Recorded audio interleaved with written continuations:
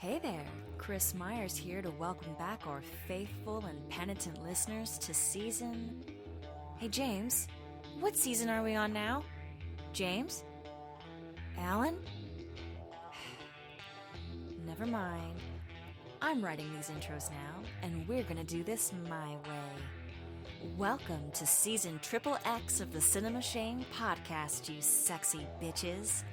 We're back with one of the baddest shoot-'em-up cop flicks from the shoot-'em-up cop flick decade, 1988's Action Jackson, a recent Cinema Shame redemption for yours truly. To me, it's a quintessential 80s action flick. Explosive set pieces and quippy one-liners to the max. Carl Weathers carries this film with a strong, affable screen presence and his magnificent mustache. Craig T. Nelson plays a real bastard, like a squirm in your seat in the cinema, slimy kind of bastard. And Sharon Stone and Vanity? Well, do I really need to explain? I'm very sure James and special guest Troy Jeffrey Allen got you covered there.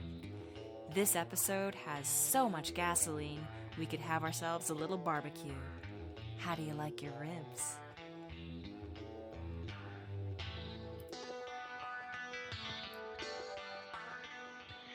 Welcome to a new episode and a new season of Cinema Shame. I don't know what makes a season, but we stopped recording for a while, and then we started up again, and I'm calling it a season. I'm James Patrick. Along with me is my co-host, Alan Mott. Hey. My guest today is a fellow that I have known on the interwebs. We've decided for at least 10 years now. I didn't look up the exact date because that would make us both feel old. His name is Troy Jeffrey Allen. Hey, what's up, guys? Hey. Yeah, it's really strange that we've had email exchanges and entire conversations about spy movies and all sorts of stuff. Just over the course of like a decade. Yeah. I've never actually seen your face. I'm sorry, go ahead. I think that's the theme of this season. It's because all of the guests I have lined up after you and who we've already recorded with are basically people I've known on the internet forever and have never had a chance to talk to. And it's like, fuck it. Let's have them on the podcast. And I can actually we don't need have a reasons. conversation with them. Yeah. We don't need reasons. We don't need reasons. It's funny. We do have a reason though, because you are a failed pro wrestler. You are the creator and co-owner of Rexco Comics, and you have a new project coming out that I learned about recently, which is why I wanted to get you on so you could tell the world about this project, because I think it's really exciting. So I'm doing basically what I'm calling the black version of Heavy Metal magazine. It's really what I mean by that is it's going to be a comics magazine. It's going to be for the ages 17 plus, and there's going to just be an emphasis on sensationalism and all the things that made things like Heavy Metal and Cracked and Mad Magazine, all the stuff noteworthy in the first place. I feel like the comic book space is lacking in that, and I'm hoping that I'll be real with you, putting it 17 plus is kind of like my own little covert strategy, because I'm hoping the adults will read it, but I'm also hoping that the kids will want to read it at the end of the day, because that's how we were raised, guys. That's how I see it anyway. So the book is called Afro Futures. And it's going to be jam-packed with all sorts of stuff. There's definitely a short Josephine Baker spy story in there, James. Yes, I noticed that when you sent me the press for it, and I was very excited to see that. Yeah. And also, James and I are Action A Go-Go alum, right? So there's definitely going to be like a little short story. ActionAGoGo.com was our old stomping grounds. That's how I've known him for 10 years. But because of that, I can't quite shake the action bug. So there's definitely going to be a Space Marines short story written by me.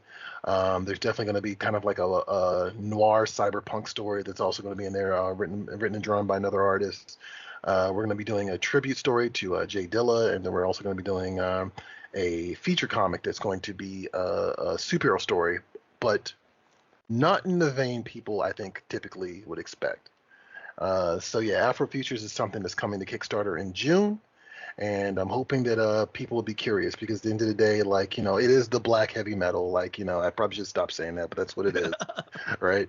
But I'm really hoping that people in general can dig it. And if you are culturally curious, then I'm more than happy to have you along for the ride. I look forward to a future where people call heavy metal the white Afro futures. You know what? I'm looking forward to that too. I think that would be great. As a matter of fact, I might steal that and just go around and start saying that. Just be incendiary for no reason. So let's rewind a second and talk about that failed pro wrestling career. Yeah. Yeah. So I used to have that in my bio, and then I took it out years ago, right? Yeah. Because a friend of mine who actually was quite involved with pro wrestling told me it was disrespectful. But the reality is, like, when I was I think I was like 20 years old, I tried to be a pro wrestler, and I tried it for like about 8 months. And I learned everything that I think every person knows now about wrestling, which is that it's a little sketchy. There is no health insurance, and there's a very real possibility that you could end up with CTE, right? And it's not for the faint of heart, and it just so happens that I happen to be the faint of heart. So, well, it's always been like having to pay for your own travel that I find like the most disgraceful. Right? Yeah. Well, I mean, truth be told, I didn't even make it that far. Like I went through the training process, and I received some compliments for what I was able to do, but at the same time, like, I was also simultaneously in college. And I just kind of had a moment one day where I woke up and I was like, what am I doing? This is crazy, And yeah. I can relate, just because like I always, like, in my head thought, I could do stand-up comedy, because like I've done. I think that's the same level of abuse. But it's sort of one of those things where I just realized I think so, yeah. that the fact that I haven't done it is proof that I never should have done it. Like, it's one of those things where you have to be so passionate about it that it is your entire life and all you can think about. And like, I think all the people who become successful wrestlers they cannot imagine themselves doing anything other than wrestling. And that's why they are successful at it. And if you can think of doing literally anything else, you should not be a wrestler. Right. No, I mean, you have to, like, you have to be a little cracked. Yeah. I think to want to do that. More power to people that do that. Like, I actually have recently rediscovered my love of wrestling just in the last couple of months. So, yeah, but it's a very particular personality type that gravitates and succeeds in that environment. So. And now, if you want to hear the most perfect segue in the history of Cinema Shame segues, you mentioned that it was cracked, which means we're going back to the 1980s for this episode of the Cinema Shame podcast. Now, I posed to you what movie you hadn't seen that you should have seen by now. We left it pretty open-ended. We were trying to funnel it into comics or blaxploitation or something along those lines. And it just so happened that we had to lose the great Carl Weathers recently. Yes, yeah. And the answer seemed obvious at that point. Yes. You picked Action Jackson. I did, as the movie that you should have seen by now. Now, the question that has to be asked, why the hell had you not seen Action Jackson? Not to spoil it, but actually after seeing the movie, I know why I didn't see Action. Oh, yeah, that's fair. But yeah, no, I mean, it's a good question. I just don't know why I never saw it. Like, I think that it kind of had all these boxes that, like, definitely I would tick, especially as the editor-in-chief of Action A Go-Go. I feel like I should have seen this movie at some point in time. I mean, it starts the exact same way. It's action, and then Jackson. Right. I mean, it should have been like on the first movies. I'm running this. I'm worried. Action Right. Jackson. Right. No, and I mean, it's a Joel Silver production. Like, I feel like I was partially the same year raised. Die Hard came out. The same year that Die Hard came out, right? Yeah, the two Joel Silver movies of 1988 were Die Hard And Action Jackson. It's got Carl Weathers in it, and I love Predator, right? And of course, I love Rocky. And yeah, it just completely passed me by. I go to these conventions. I go to this convention every year called the Urban Action Expo and Showcase. And one of the movies that they always, it's like a film festival and a convention at the same time, right? And one of the films they always show is Barry Gordy's Last Dragon, right? Mm-hmm. Vanity is in that movie, right? I have seen that movie numerous times. Vanity is also in this movie. Also a Prince fan. Never seen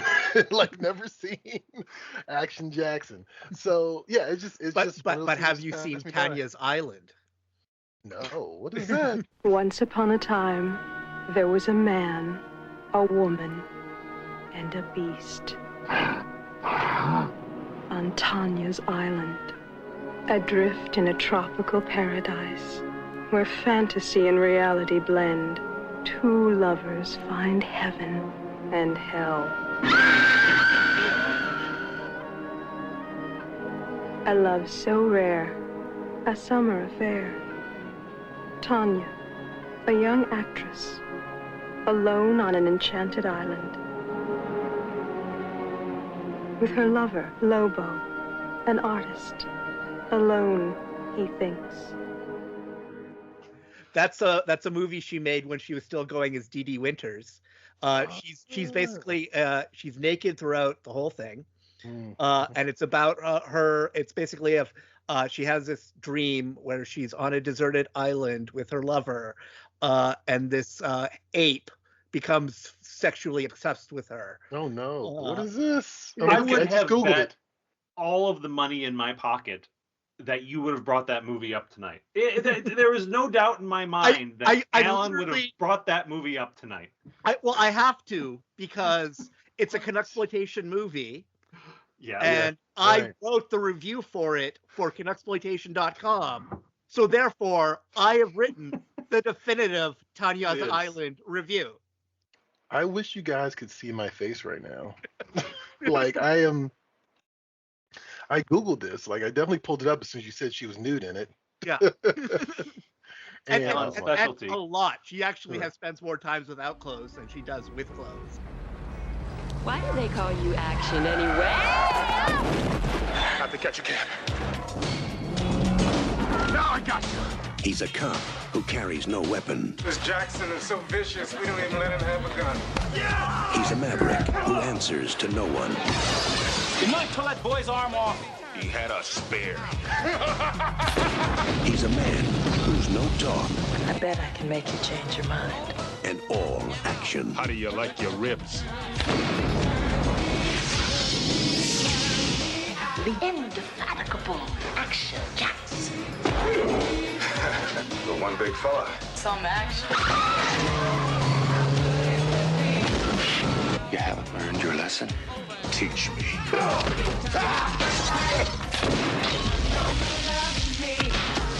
You sure could teach Mr. T a thing or two. So allow me to lay my healing hands upon you. What do you want from me? I want you to die. 1, 2, 3.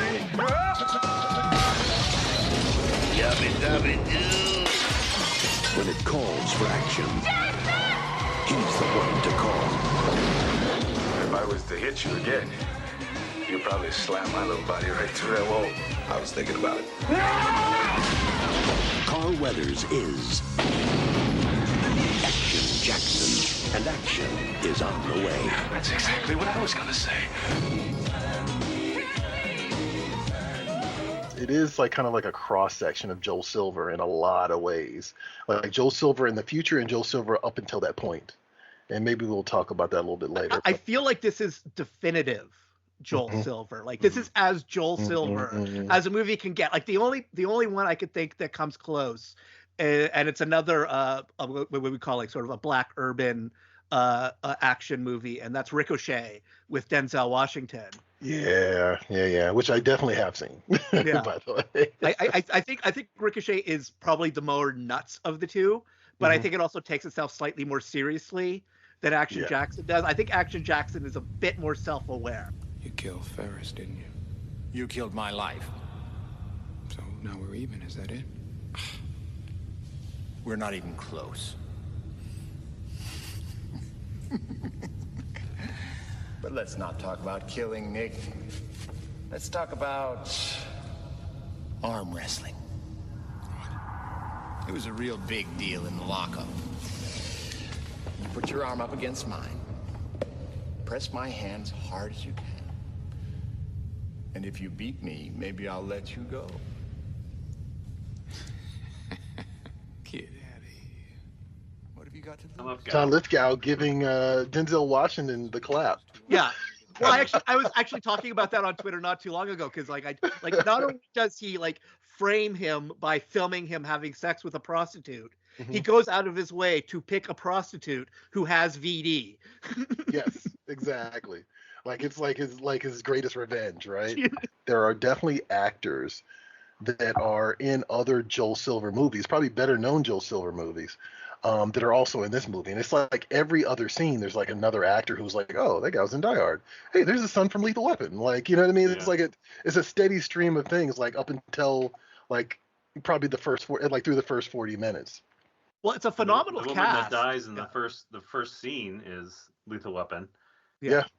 Well, there's it's Edo Ross from who actually we talked about in one of our Shamedown episodes, because he was the star of Play Nice. And the woman in that scene is Robert Zemeckis' ex-wife, Mary Ellen Trainor. Right. So she's you probably have seen her in a bunch of stuff. But yeah, it's very much a film that you can tell was directed by a former stuntman making his first movie. Yeah, 100%. Because the emphasis on the stunts, and they're not even, the thing is he gives them all this emphasis, and you clearly can tell that they were oh, this is my dream, I'm finally able to make this happen. But still, a lot of them aren't very good. No. Well, I mean, that's kind of the interesting thing about this, right? I definitely did a little bit of research, and I was oh, yeah, this guy is a stunt person. He's kind of like the Sam Hargreaves of the time, right? Yeah. Just transitioned from stunts to directing. Did a lot of TV, actually, I noticed too. Yeah. Not a lot of movies, but a lot of television that you're familiar with. He did 18. He worked on 18 for it seems like most of the series. Mm-hmm. Yeah, he's almost like a descendant of Hal Needham, but without sort of Needham's egotism. Absolutely. That's a good point. Craig Baxley clearly cared more about the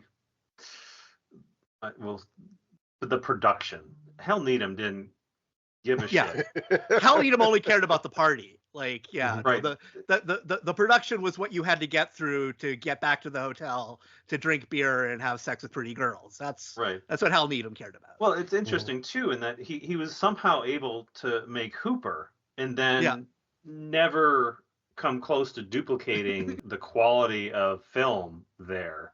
I mean, his movies are fun and entertaining, but they are not. Did you hear that, Megaforce fans? Go after him. No, I refuse. That's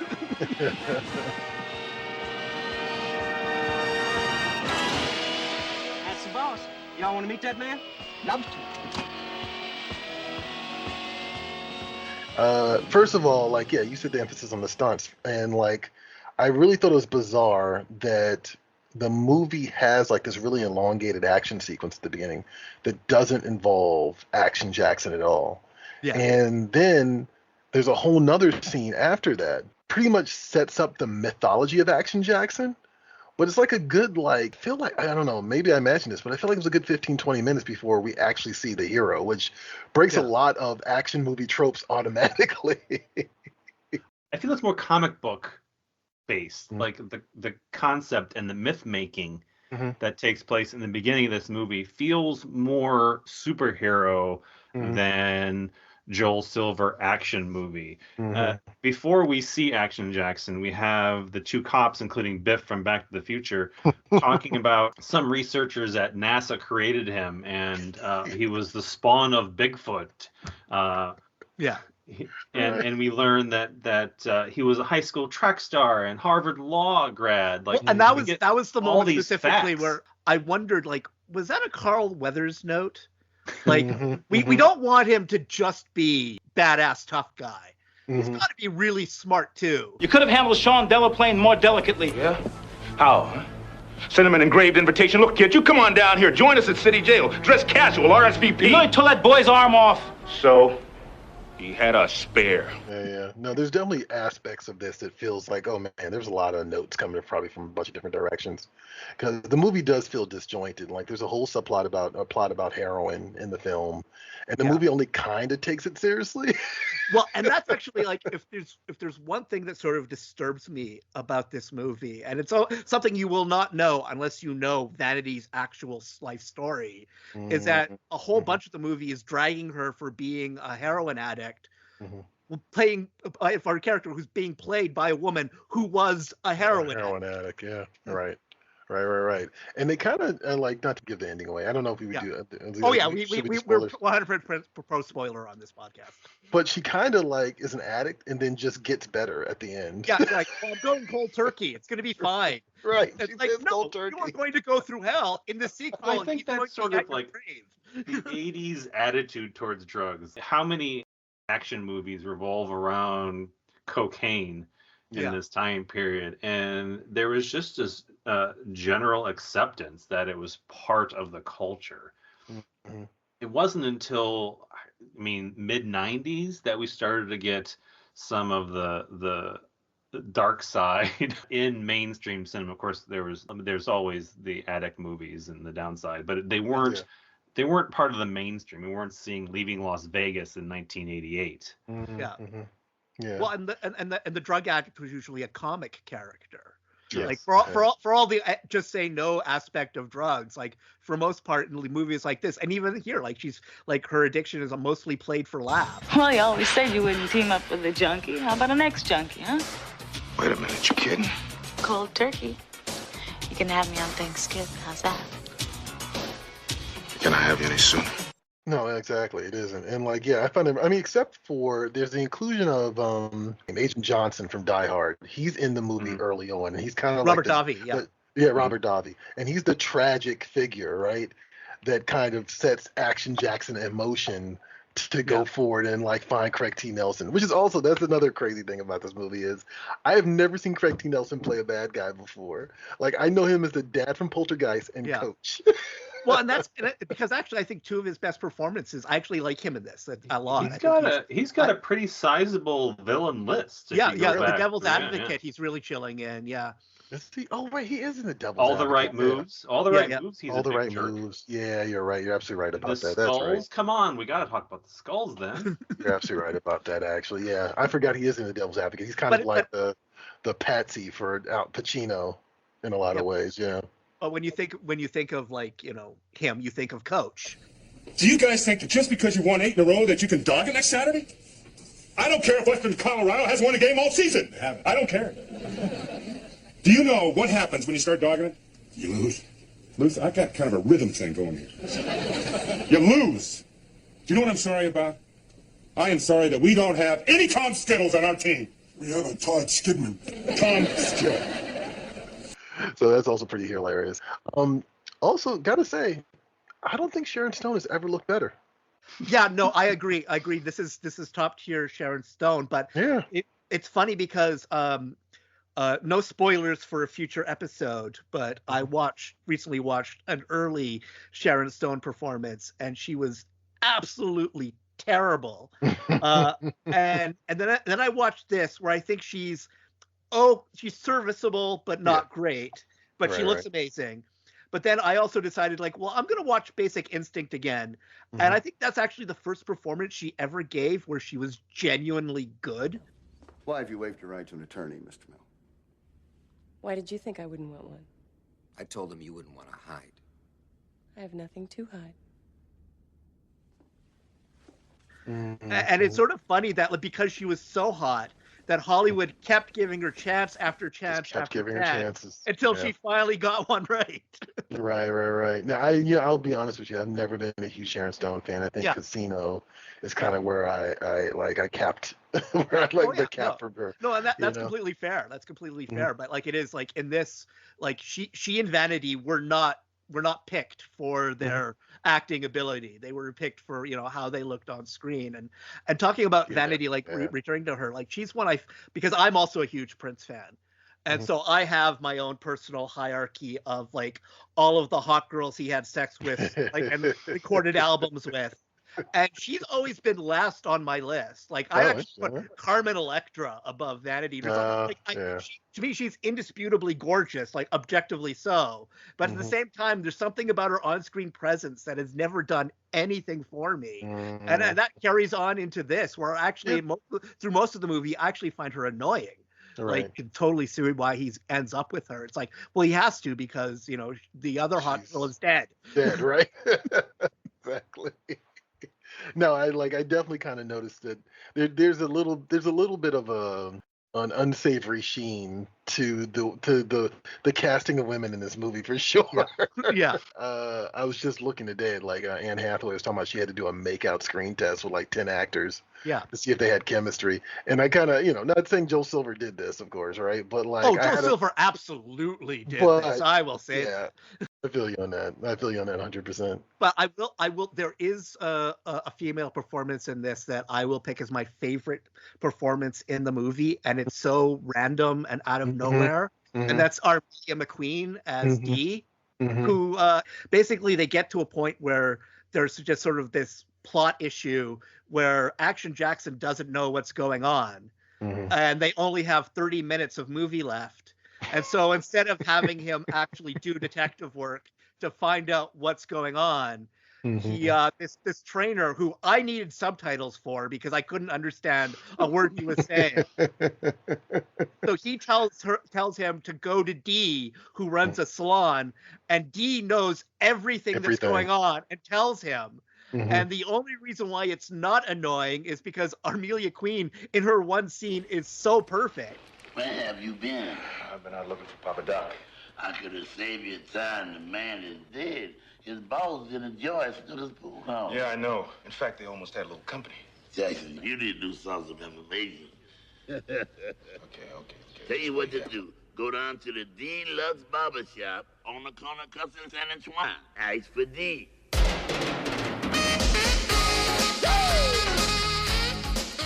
Delaplane's former partner was a multi-millionaire and an all-around deviant named Enzo Catelli.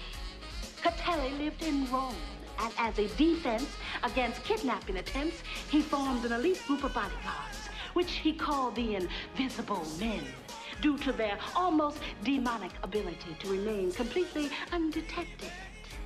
Yeah, but Catelli's dead, isn't he? Alas, he had no defense against his bodyguard's greed. Delaplane financed Catelli's demise and the untimely departure of the first Mrs. Delaplane as well. He might even have deployed them against you, but your devotion made that unnecessary. Were they also responsible for the AWA killings? Undeniably so. Norman was decapitated in an auto accident. Stringer was defenestrated, and Grantham joined the debris in the Detroit River. She's exposition ex machina. She's exposition out of the machine, where she just comes out of nowhere to tell the hero what's happening, and he's like, "Oh, I know what's happening now. Now the final the climax can happen." That's another one of those like, whose note was this moment, right? Like. It's like, did Carl Weathers know her and want to put her in the movie? Or like, you know what I mean? Like there's a few moments like that where, she shows up and it's just sort of like scenes happen and you're just sort of like, all right, that definitely feels like a note. And that was definitely one of them. The other one is the boxing guy, Kid Sable. I can't remember the actor's name, but that's another one, which actually got a big laugh out of me when during the climax, he does like the little shuffle. And it's I don't know what it is. It's about the way that it's shot. It took me by surprise, and it got a huge laugh out of me. But it is like, again, another example of like, man, this movie is tonally all over the place. Where's Sydney? She didn't go by me. You gotta push her in the building. Jackson, I run a respectable hotel. Call yourself Mr. Quick, room 303. Easy on the door. I'm not sure if it's directly, I think it is directly a tribute to Joel Silver, but the whammy rule, where like every amount of pages in the script, there has to be like a whammy moment, which is basically an action beat or something big happening. Yeah. And so I figured like in that case, what would happen was there probably was like 10 pages of Action Jackson, figuring out what happened and like Silver going, that's way too long on this. Let's do it in one page. And the way you do it in one page is he goes sees like magic hairdresser woman who knows everything, and just solves all his problems for him. I also want to point out that that Biff, his first line in the movie is, "It was a regular fuck-o-rama at my place last night." It was a regular fuck-a-rama at my place last night.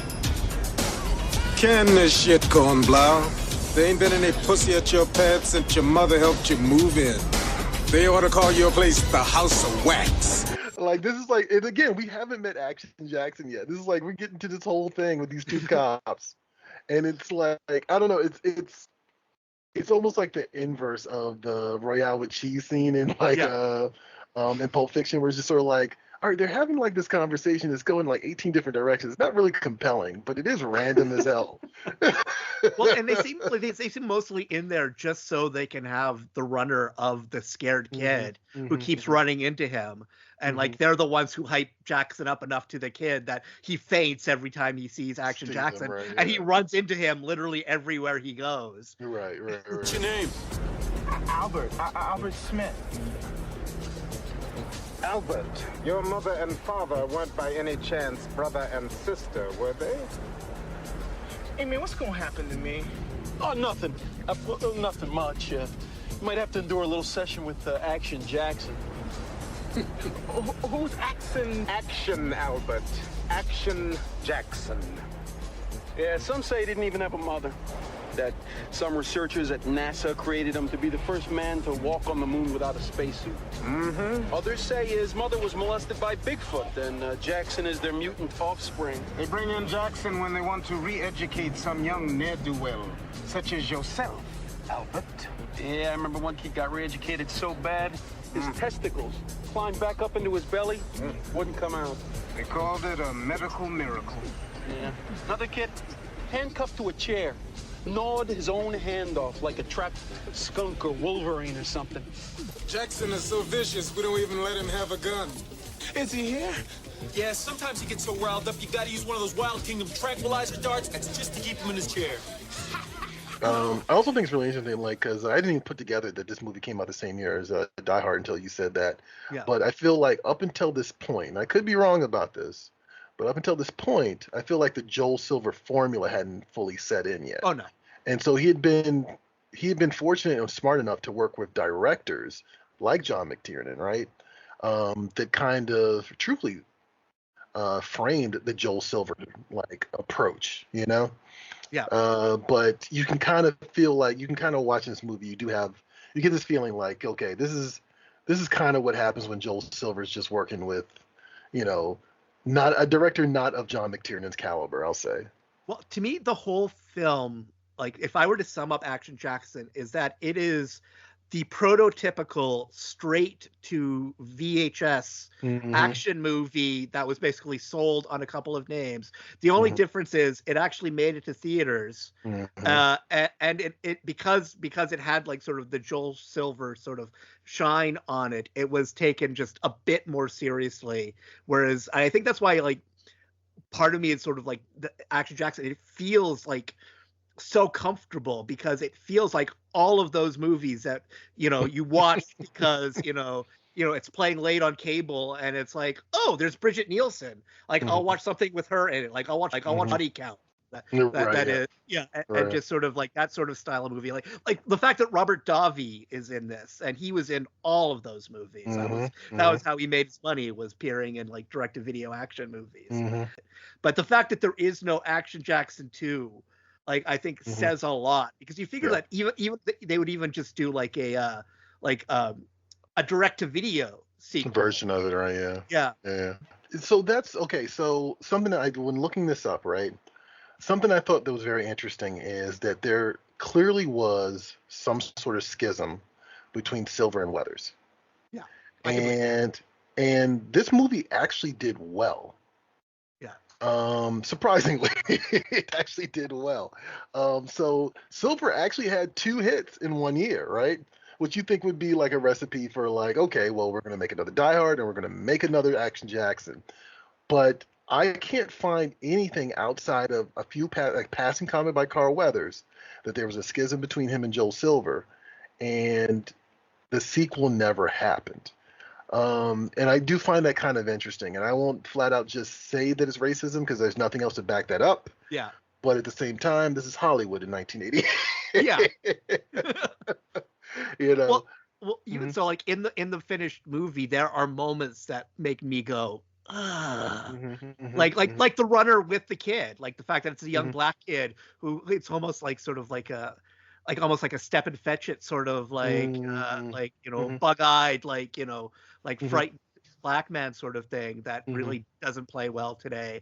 And like the image of him in the chains with his shirt off was really made me uncomfortable. I definitely this whole thing speaks to where we were at that particular point in time, because the blaxploitation wave had thoroughly subsided. Yes. And we're looking at this in 1988, 4 years after Beverly Hills Cop 1 would have sort of set this movie in motion. I mean, there's a lot of Beverly Hills Cop's basic DNA here.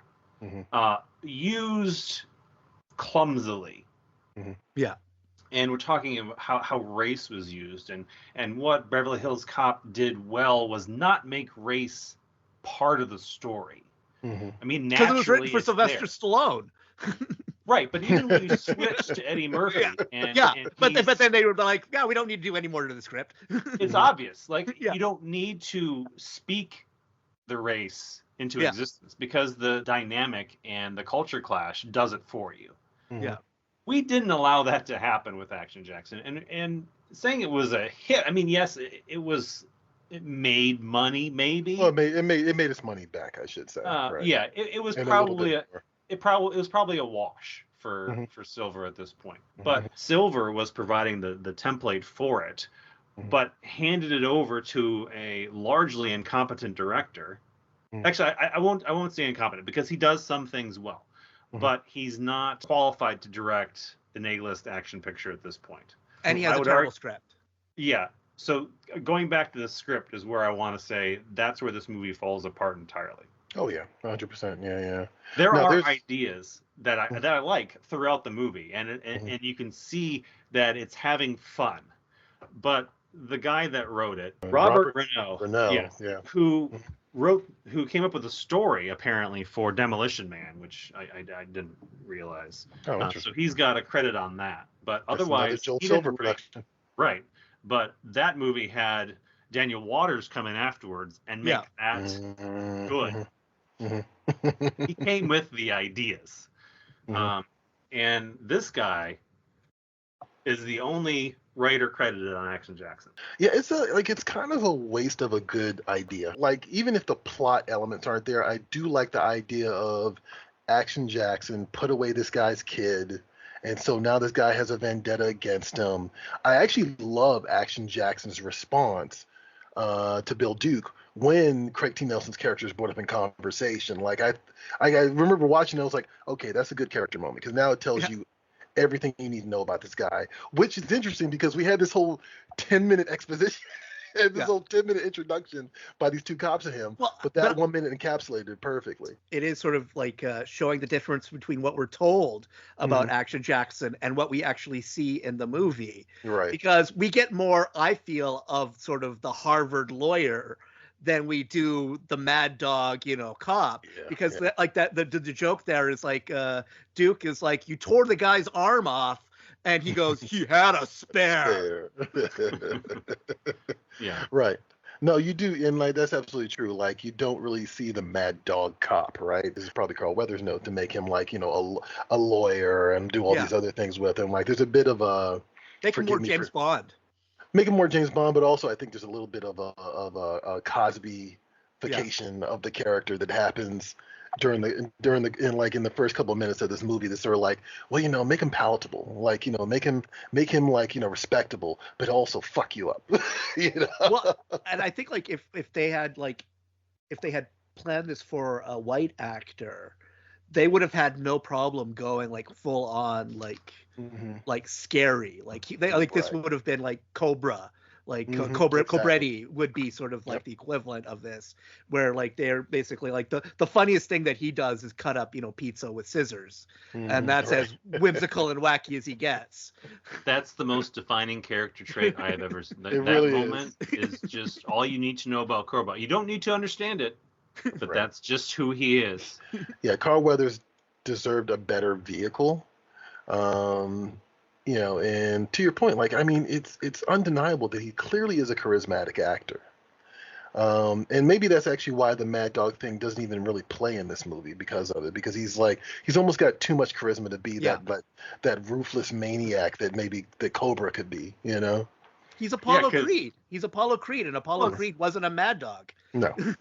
His on-screen persona is too refined to believe that he's this sociopath. Like, we're not, it's not in his mannerisms. It's not in anything he does. We're just repeatedly told this guy's a maniac. You're right. Well, it literally just occurred to me now that really what they're trying to sell him as is a combo of Apollo Creed and Clubber Lang in one character. You can be one or the other. You can't be both. I think you nailed it on the head. I didn't really think about this, but the Beverly Hills Cop-ness. Like, I would not be surprised if this movie was a direct response to, if not Beverly Hills Cop, Beverly Hills Cop 2, Yeah. So, yeah, I could totally see that. I do also want to point out, man, Michael Kamen, who is actually one of my favorite, I love Michael Kamen action movie scores, right? Yeah. And Michael Kamen gets shafted so badly when it comes to actual soundtracks. Like, they didn't release Die Hard until 20 years after it came out. The Lethal Weapon soundtrack is kind of like a more of an Eric Clapton showcase than it is a Michael Kamen showcase. And then they re-released his stuff years later. There's just so many examples of that. And of course, he did Robin Hood. Robin Hood, Prince of Thieves. And I guess that's like his most awarded soundtrack. But I really, really want to hear the soundtrack to this movie because it's Herbie Hancock with Michael Kamen. And Michael Kamen is known for doing these collaborations with pop musicians and rock musicians and blues musicians. And yeah, there's just no version of this soundtrack available anywhere. And I think that's also really unfortunate. Well, it's also a shame because that means we miss out on not getting He Turned Me Out by the Pointer Sisters. When their agent told them that's the title of the song, where they were like, well, how much are they paying us? Because I feel like that has to be the only thing that, because actually I think it's a good song, but you figure if you're the Pointer Sisters, song that's basically a prostitution reference, probably it's not.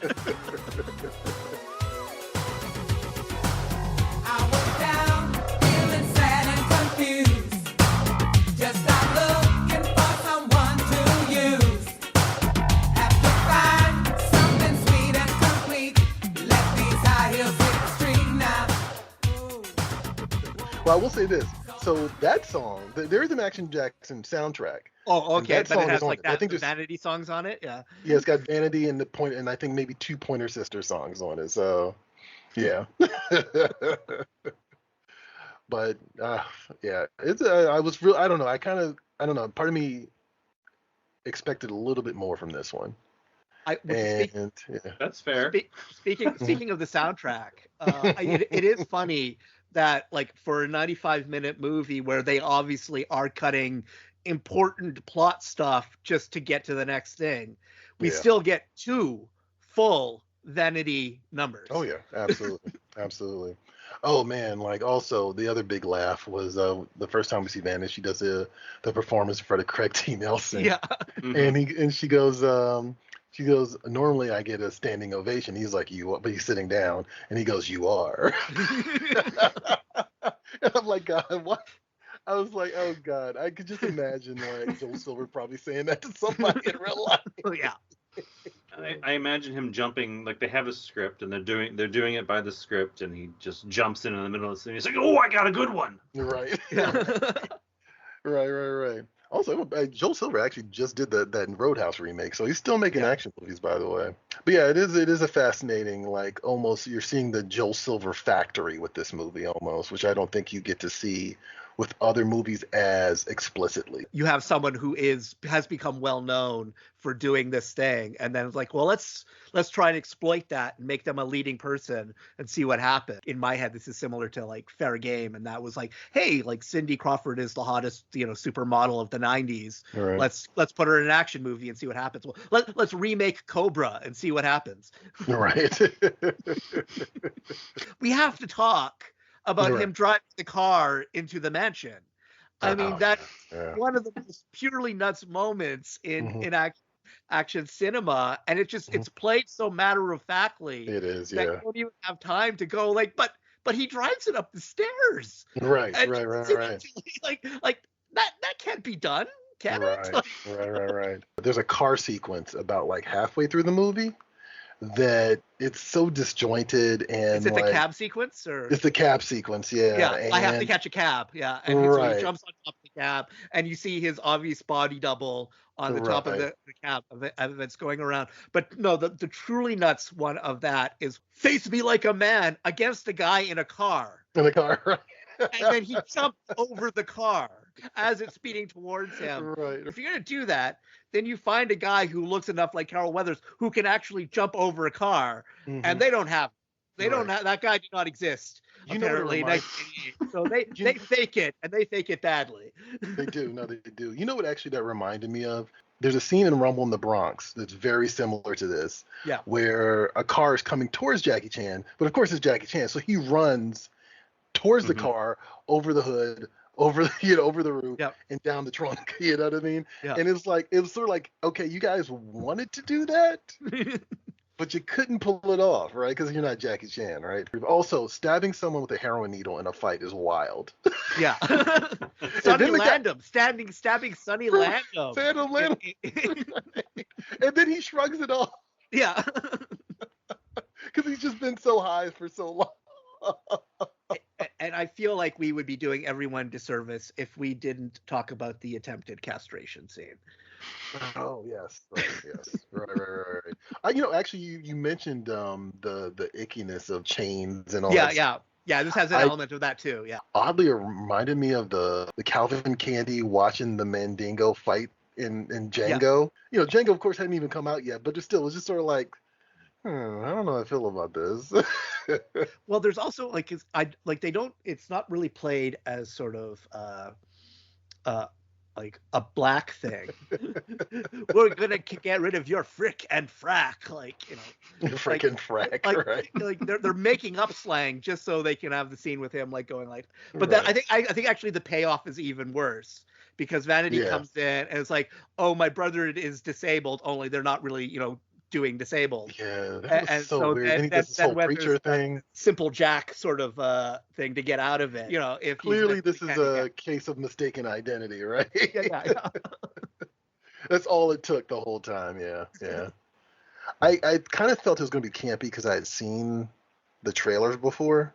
Yeah. But yeah, the seesawing between serious and silly, goofy, it was just a lot. It was just a lot. Well, and I probably haven't seen the trailer in 30 years, but I could still pick out all of the shots where I was like, oh, that was in the trailer.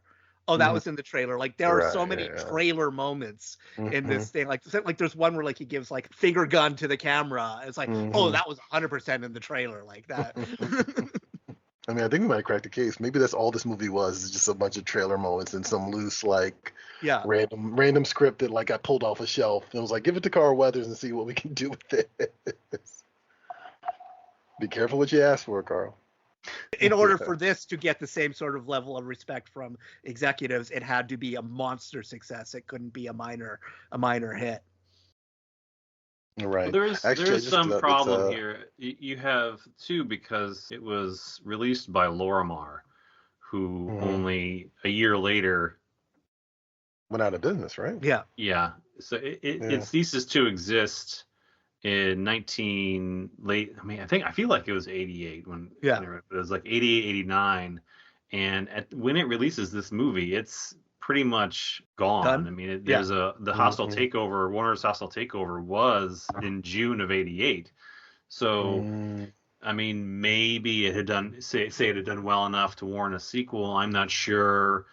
I mean, the rights here are probably all screwed up, and I mean, if we could have, but there are also plenty of movies like Highlander had the similar situation. That turned out well for Highlander, didn't it? Yeah. Yeah. But still, they had more faith in Christopher Lambert than they did in Carl Weathers. Are you saying something negative about Christopher Lambert on this podcast? I mean, I will give that he was once married to Diane Lane, and this is a Diane Lane podcast. We are pro Diane Lane. Actually, I was going to note that according to Wikipedia, the movie cost $8 to $10 million. It made back $20.3 million domestically. And I don't know if I get the impression that maybe this movie didn't go international. So yeah, that and I think that's also an issue that plays point. Is that like a lot of black led movies, even the action ones, tend not to do well internationally. So I think that affects that can affect the decision making process too. I mean, if you figure the formula, I mean, 10 million production, 10 million marketing, if it was marketed. Like a typical Hollywood production. So, I mean, that's a break-even point. And it snuck into the top 50 for the year. So it's not really standing out among any of the other action movies of the year. I think it's hard to maybe greenlight a sequel when it's not clear that there's an audience. That's going to stick around for part 2. I do think that I'm just saying we got a lot of Lorenzo Lamas Snake Eater movies. And that was everyone's favorite era to make sequels that didn't really deserve it. And I feel like this has to be one that did really well on video. Probably. I mean, that's where I first saw it. So it had that. We'd all seen Rocky. Predator. Like Carl Weathers was a sell. I understand why it didn't do stronger box office business, and it wasn't exactly up against juggernauts the week it was released. It just failed to find the audience. It's hard to tell because I don't really remember it coming out in theaters, and this was a time where I was seeing a lot of movies. I definitely I didn't see it in the theater, but I definitely remember sort of the ads for it on TV when it was happening. So that's why I know there was sort of a publicity budget, because I definitely knew it was out and that it was like, and as soon as it was on video, I rented it. But I was gonna say, like, I think there may, like, something else that may have affected it is that it really does feel like they're trying to just base more by the title than anything else. And so I think maybe there is sort of like, there was still fatigue. The problem that killed blaxploitation was that they pumped out so many of them so quickly that the audience eventually goes, well, most of these suck, so why are we going to go to these? And so they started losing money. And as soon as they started losing money, producers was like, well, no one wants to see movies with black leads anymore. Which was, of course, a lie. They just didn't want to see shitty movies with black leads. Right. And I think that may have played part of it. And I think that may be why it took like 11 months to get it off the thing. Is like execs were sort of like, oh no, that period is over. Nobody wants it anymore. And it's sort of like, no, people want, like, Beverly Hills Cop proves that people want like a movie with a black lead like this. The problem is with like Beverly Hills Cop, like, because it was written with the intention of a white actor playing in the role, is that, watching it today, it really does feel like sort of Axel Foley is surrounded by this sea of white people. It doesn't feel like a black film the way sort of like, something like it's certainly possible that it it was accidentally successful in the way that it handled the material. Yeah. I mean, going into it, treating it as just a role for an actor. Yeah. Was the way that character worked so well. Well, and even in Action Jackson, like, there's a specific plot point where they acknowledge that it depends on people's racism for the plot point to be believable. And that's Delaplane, Craig T. Nelson's character, is going to get one of his henchmen to pose as Action Jackson at the party and kill the union guy who he wants dead. But like he doesn't look anything like Carl Weathers. So basically, Craig E. Nelson goes, to the people at this party, you all look alike. Right? Yeah. And so like that's as close to like a racial statement as the film makes, but it's good that it's it comes out of the mouth of the villain, so it's not like the movie is promoting that idea, but it is sort of like the whole plot point is based on that. I will definitely say, like, I remember when that moment happened in the movie, I was like, you know what? That was a really good, like, dastardly thing that they just threw into this, like, threw into the lines of Craig T. Nelson, because it's like it's kind of like always there on the surface, but the movie doesn't really approach it in any approach it directly, which maybe it should, maybe it shouldn't. Given the way that the movie ultimately turned out, like, I don't think it really matters one way or another. But I can also kind of pluck out that moment and be like, in a better movie, that would have been a great moment. Like, you know what I mean? Like, that would have been the moment that, like, yeah, you really want to see Action Jackson beat this guy's ass now, So, but you needed the momentum. You need the momentum. And after he shoots him, we do get what is my favorite, like the line that made me actually laugh out loud, and that is Tom Wilson, Biff, when he says, "Oh, this is one dead piece of shit car builder." Want the paramedics and the meat wagon down here right away on the double. Yes, sir. Want a full report on my desk first thing in the morning. In the morning? In the morning. Lieutenant. Lieutenant? Lieutenant? Was an echo around here or something? And just the way he delivers it, and even like he acknowledges it's inappropriate at the time, but like that is one funny line. One last thing before we get to the trivia quiz, because I can see James just raring to go. But what do we think about Bill Duke's performance? Because I'm 50-50 on it. There's some lines on it that I think he just nails, but a part of me just thinks that he was kind of miscast as sort of the disgruntled police chief. Like I it seems like that would be an ideal Bill Duke role, but just the way it's written, I'm not sure if he was the ideal casting for it. I mean, I would have liked more of that. I feel like Bill Duke doesn't show back up in the movie after that. I kind of feel, right? No, he's there at the very end because he makes him a lieutenant again. Which I don't know if he would actually have the power to do that. Like I don't know, police authority, but yeah. Yeah. I would have actually enjoyed, similar to the chief in Beverly Hills Cop, which I kind of feel like, James, you really just kind of reframed this entire movie for me by referencing Beverly Hills Cop, because I'm sitting there, I'm like, that's exactly what this movie was trying to do. Yeah, but similar to the chief in Beverly Hills Cop, I feel like that's what they were trying to do with Bill Duke. But Bill Duke only shows up twice in the movie, at the beginning and at the very end. I actually would have loved to have more exchanges between Bill Duke and Carl Weathers. Well, that was for the sequel when he's suddenly on his side and he's very supportive and they're best friends, and then he gets shot and Action Jackson comes back and hunts down the assholes that shot him. Absolutely. Actually, even down to the going back to Beverly Hills Cop thing. He's from the story takes place in Detroit, which is where Axel Foley is from. Yeah. But I think is that the film, like, it's set, like the Delaplane is supposed to be like this auto magnet, and it's set in Detroit. But for all I know, it was shot in L.A. because it doesn't feel like a Detroit movie at all. No, there was some second unit stuff shot in Detroit, but the majority of the film is shot in L.A. Yeah. It lacks that purpose of creating a setting, because it feels like anywhere. It's not Detroit, it's not LA, it's something in between, even though we're supposed to see Detroit, and you don't. It doesn't feel like Detroit other than a few establishing shots. Right. Yeah, absolutely. It's trivia time. Stand by, going to air. Stand by, Phil. 5, stand by music. 4, stand by now. 3, 2, 1. And speed up.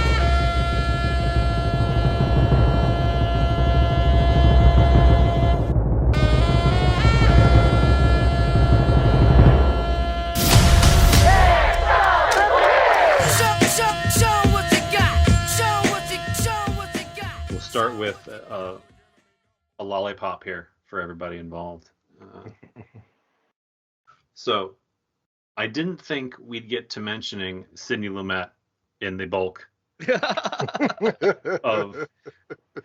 the this patron podcast. saint of Cinema Shame. Yes.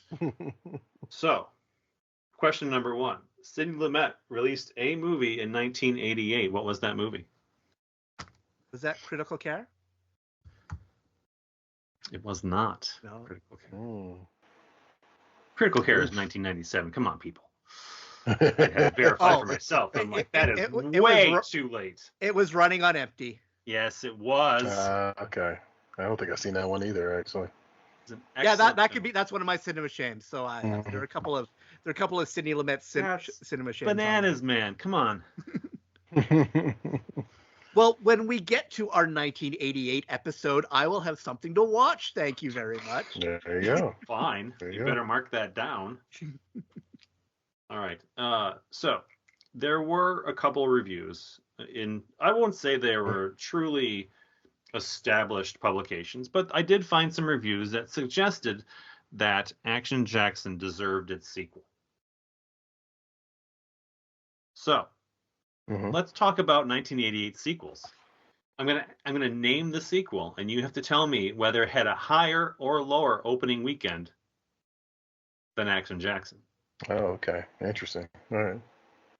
Friday the 13th, The New Blood. Higher. Lower. Higher opening weekend. Action Jackson opened with 5.4 million. Friday the 13th, The New Blood opened with 8.2. Wow. It did, however, have a lower overall. Yeah. Lower overall. Yeah, everyone saw it the weekend because that was one that famously really did badly. Okay. Arthur 2 on the Rocks. I'm going to say higher. I'll say lower. Arthur. I'll stick to lower. 5.1 million, which is just short of Action Jackson's 5.4. Oh, wow. Okay. Also a lower overall take because damn, that movie's bad. Yeah. That's a bad movie. It is, yes. Well, I mean, and it also comes out long after no one gave a shit about Arthur anymore. Yeah, actually, I guess you're right, because Arthur was like early 1980s, right, or late 1970s? It was like 1980, wasn't it? Yeah, I think it was like actually. Yeah. It was wrong on a whole bunch of fronts. So that was 8 years too late, and people really didn't like Dudley Moore or Liza Minnelli anymore. Yeah, it just wasn't cute anymore. Yeah. Short Circuit 2. Ooh. Speaking of movies that have not aged well. Yeah. I'm going to say higher than Action Jackson. Well, I'll stick to lower because that seems to be the thing we've got now, and I don't care about being right. It was lower. It only opened with 3.8, but ended with a 21.6. So it overall outperformed Action Jackson. And you know what? I feel like Short Circuit 2 was really big in 1988. Yeah. I feel like it was everywhere. And telling me it's only 45th on the year, that's nuts. Huh. I think that was one of the ones where our peer group at the time really cared about Short Circuit 2. But the culture writ large was not as invested in the continuing adventures of Johnny Five. Hello, bozos. Benjamin, come here, give me a hug. That's happened to a lot of John Badham movies. They got a sequel, even though there was another Stakeout, and nobody talks about Stakeout. His movies, for whatever reason, talk about Stakeout. No, it's a good movie, yeah, but but it is funny that sort of he has this record of making movies that sort of did really well and then just completely vanished from the zeitgeist. Police Academy 5, Assignment Miami Beach. Ooh, that wasn't that the first non-Gutenberg one? Gutenberg one, yeah. Indeed. Ooh, that's tough. But then I'm like, they made like 2 more after that, didn't they? Yeah, but one was direct-to-video. Yeah, and then there was Mission to Moscow was direct-to-video, and City Under Siege. Yeah. Which was I saw City Under Siege in theaters. City Under Siege was definitely in theaters. Yeah. That's a tough. I feel like that's that could be a Friday 13th situation where it may have done well better in the opening weekend, but then didn't make as much overall. But because we've established a bit here, I will say lower. Man, yeah, I'm gonna say lower on that one. I'm so sorry. Oh wow. You're both wrong. Wow. Police Academy 5 made $6.1 million in its opening weekend. Wow. What did it do overall? 19.5. So I was right. It did better. Didn't do better than Action Jackson. Yeah. And one last one.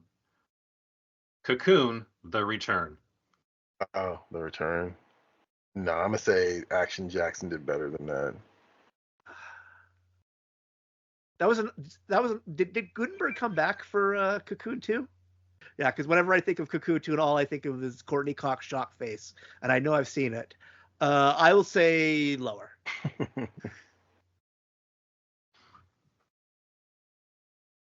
Well, I'm gonna say lower too. Yeah. 5-5 opening weekend for Cocoon: The Return. Oh wow. How's this feel? Perfect. You're a good friend, Jack. I knew we could count on you to help us out. It's no sweat. You're my favorite Martian. Well, I guess we're ready, and we'll be back in about an hour's time. Yeah, okay. My favorite Martian. That's good. Yeah, see, he gets it. Man, what were we doing in the 80s? I mean, I guess it's my fault because I definitely have seen Cocoon 2. I definitely have seen Mission to Moscow, and but I didn't see Action Jackson. So I guess I am probably the drama here. I'm the problem. I mean, I own all the entire Police Academy series on Blu-ray, so I can't. Naturally. If you don't, what are you doing? Right. There's like a string of movies that like I can remember very vividly, but like I definitely have memory hold. Like I definitely forgot about for a long time. So I'm surprised you didn't hit us with Mannequin 2 on the Move. Mm-hmm. Well, is that 88?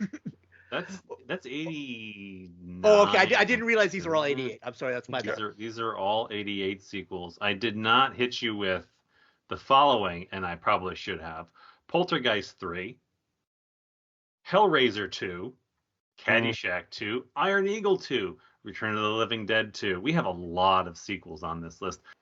So the week that Action Jackson came out, Good Morning Vietnam was obviously highest. Mm-hmm. Action Jackson was number 3. What was number 2? You know, so I just saw this on Wikipedia and I can't remember what it is now. Because Good Morning Vietnam stuck out and the other movie didn't stick out, and now I'm sort of like, oh, what was it? I don't want to look at it again. So it stars a legendary black actor alongside a guy who played a catcher in Major League. A catcher in Major League. Oh, you know what? Actually, no. I'm thinking of something else. Who is the? Shoot to Kill. Yes, Shoot to Kill. Okay. A decidedly better With movie Tom than Berenger Action and Jackson. Sidney Poitier. Oh, okay. You know what? For some reason, I got Shoot to Kill confused with a different movie. But yeah, okay, I gotcha. It has a pointless name. You get nothing. Yeah. You get nothing True. out of the name Shoot to Kill. You certainly don't get as much as Action Jackson. Right. No, exactly. In pure random digressions, yesterday my Kino Lorber order came in, and I got Number One with a Bullet, starring Robert Carradine and Billy D. Williams in their Lethal Weapon ripoff. Nice. Mm-hmm. And my final question for this wonderful quiz. Action Jackson was nominated for an award. What was the award, and to whom did it lose? Oh, was it a Razzie? It was a Razzie. I was going to say a Razzie. It would have to be a Razzie, right? What did it lose to in 1988? What was the category? What was the category? Well, it was probably I could see it being Vanity for Worst Actress. Yeah. Yes, indeed. And to whom did it lose? That I have no idea. Who was the worst actress of Vanity? We've mentioned the film already. Okay. Oh. Was it Janet Gretzky from Police Academy Assignment Miami Beach? How dare you keep the Police Academy slander going? I mean, I just slandered the wife of my hometown's greatest hero. So. And is it Police Academy? It's not Police Academy. No. Oh man. Is it Courtney Cox from Cocoon 2: The Return? And we already mentioned it. No, it's worse than that. It is actually a worse movie than Cocoon: The Return. Oh wow. And we already mentioned it? Yes. So I'm trying to remember the sequels that we just talked about. Is it Big Top Pee-wee?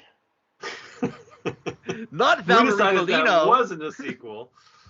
Right. Yeah, I don't know. Oh man.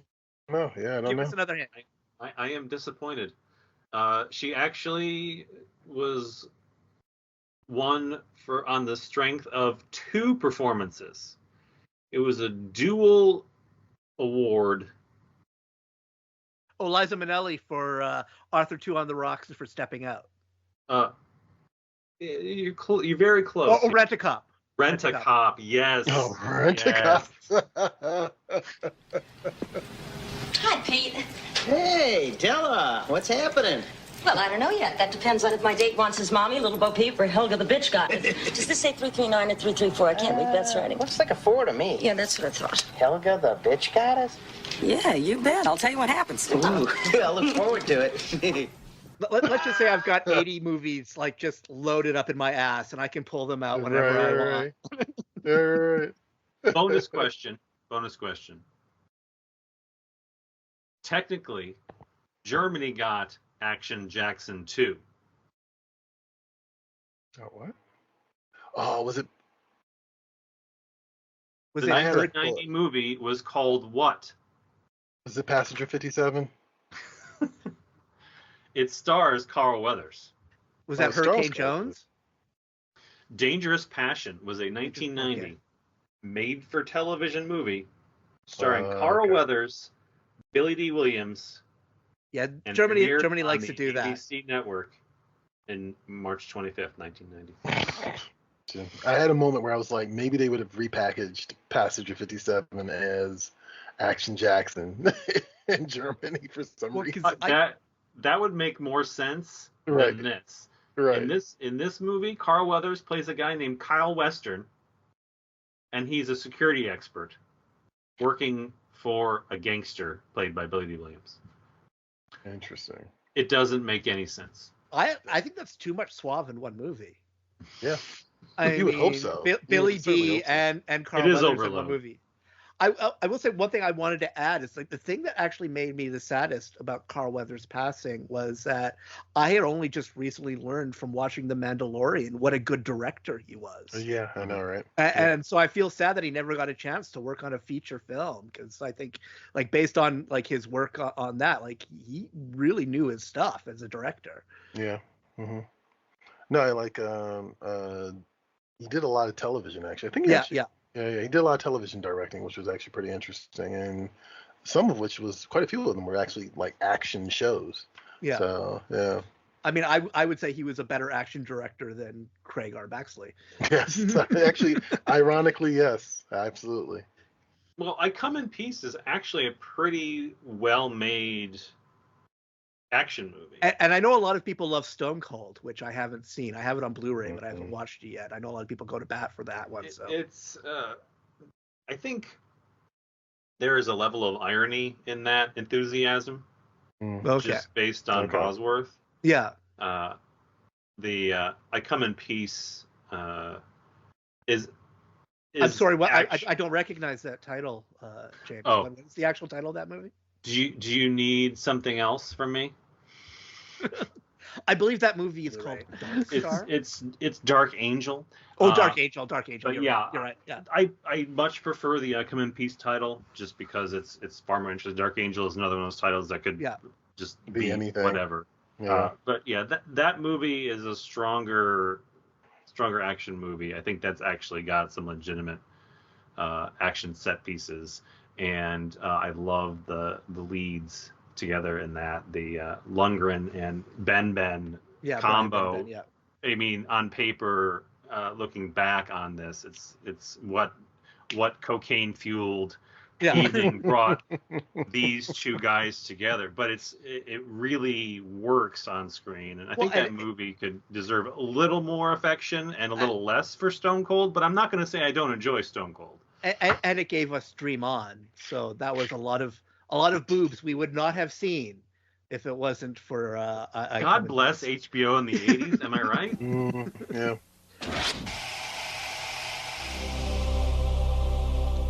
Yeah. Yeah. I think Dream On's definitely the first boob I ever saw on television.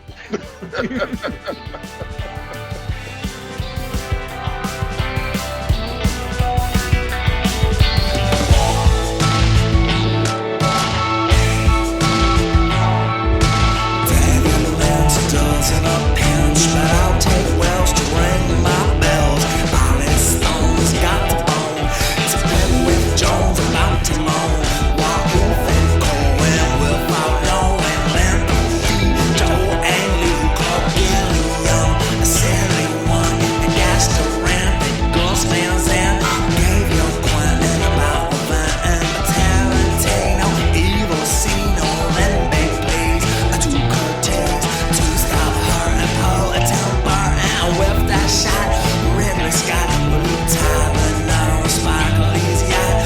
Wearing white, but from L9, his old wrist bang softly sang. His sense of looks to Mel Brooks, who was throwing rocks at Howard Hawks, hiding in a hole with Cohen Joel, which was hot as a burner, thanks to Werner. Hot as a burner, thanks to Werner. Hot as a burner, thanks to Werner. Who's steaming Joe meant Truffaut had hit the hood of Sea Eastwood, that well-known meanie who, like Fellini, thought absurd. Soderbergh's claimed that famous Harold Ramis was the greatest director in the history of cinema. You have chosen wisely.